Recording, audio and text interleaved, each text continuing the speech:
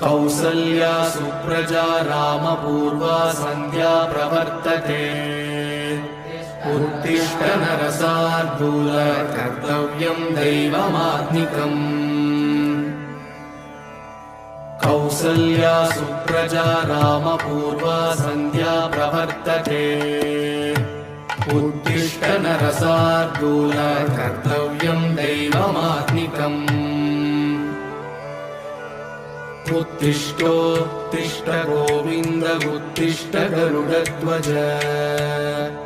उत्तिष्ठ कमलाकान्त त्रैलोक्यं मङ्गलं कुरु मातः समस्त जगतां मधुकैटभारे